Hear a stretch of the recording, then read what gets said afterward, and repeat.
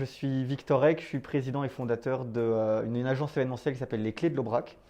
Donc j'ai créé ça en juillet 2019 avec ma compagne et mon associé Charlotte Majorel. Donc c'est une agence événementielle qui est basée sur le nord de l'Aveyron. On est basé à Laguiole, sur le plateau de l'Aubrac.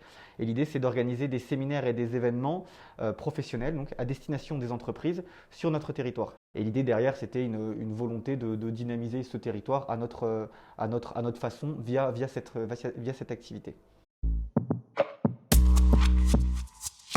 Alors moi je ne suis pas du tout aveyronnais, c'est Charlotte qui elle est d'origine avéronnaise, donc moi je connais le territoire via Charlotte et donc on avait l'habitude de venir mais plus en tant que touriste, hein. Et en fait au fur et à mesure on s'est rendu compte que le territoire avait énormément de potentiel, il y avait énormément de choses à créer et donc on s'était dit petit à petit, donc voilà, on vivait à Paris, on travaille à Paris, on voulait créer quelque chose qui avait du sens, créer un projet de vie à deux et on s'est dit ce territoire est magnifique, on s'y plaît, donc on a envie d'y vivre.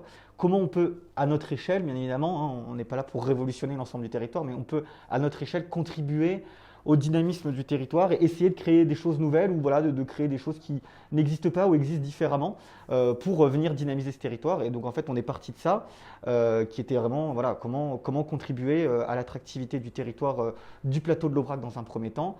Et à partir de ça, qu'est-ce qu'on crée? Et c'est comme ça qu'on en est arrivé à cette agence événementielle.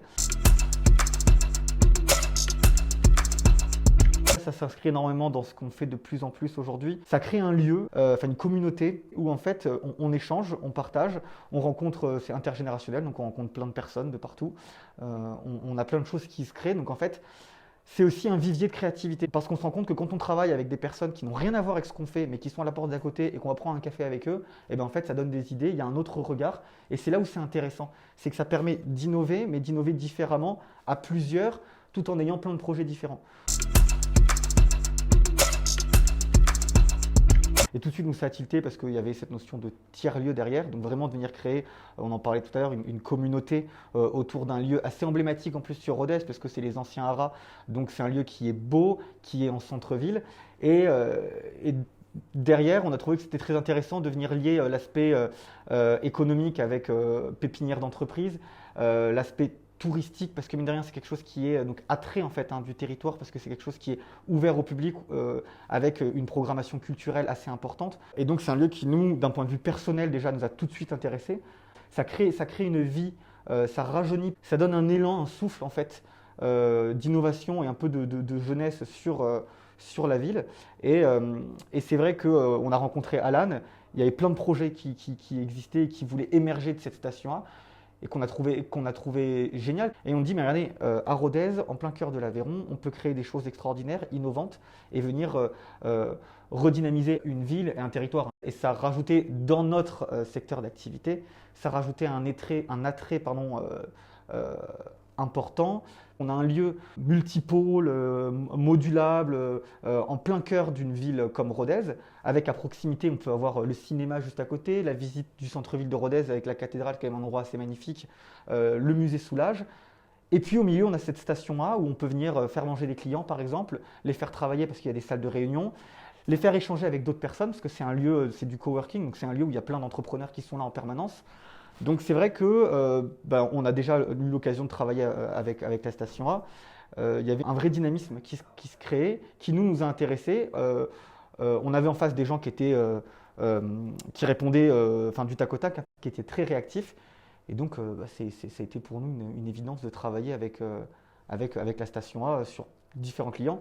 Et on espère pouvoir à l'avenir continuer à travailler avec eux parce qu'il y a plein de choses à créer.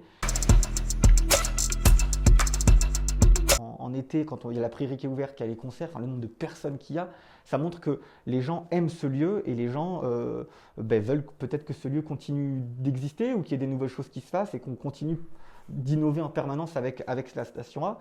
Et c'est là où pour moi la station A c'est un vrai atout pour une ville.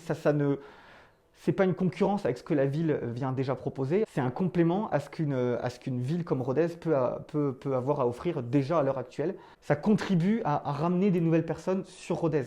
Rodez, c'est toute l'attractivité, toutes les richesses que Rodez a déjà depuis des années. Et maintenant, en plus, on a la station A qui vient s'insérer dedans et qui vient créer quelque chose de nouveau. Innovation, quand même, premier mot qui est assez important. Modulable, dans le sens où on peut y faire pas mal de choses. innovation, modulable et avenir. Avec Charlotte, on soutient Station A parce qu'ils ont toujours été partants pour ce qu'on avait à leur proposer. Donc il y a toujours eu un échange. Et c'est toujours intéressant d'avoir en face des gens qui vont pas se dire ah oui, mais attention, c'est compliqué. Mais vont se dire ok, on y va. Il y aura peut-être des obstacles, mais on va faire en sorte, on va tout faire pour que ça réussisse. Et ça, c'est une démarche qui nous plaît et qu'on a envie de conserver. Et il y a quelque chose qui aujourd'hui qui existe, qui est bien, qui fonctionne bien, qui est intéressant, avec des gens qui sont motivés pour le faire et pour le faire perdurer. Nous, on travaille bien avec eux. Au bout d'un moment, on peut que soutenir ce projet qui n'en est plus un du coup, puisque maintenant ça s'est réalisé. Même on prend le restaurant Lien, qui est une initiative qui est assez exceptionnelle quand même derrière de réinsertion sociale. Je veux dire, on coche quand même pas mal de cases dans ce qu'un tiers-lieu doit être et ce vers quoi il doit tendre. Donc nous, ouais, bien sûr, c'est quelque chose qu'on soutient, c'est une démarche qu'on soutient.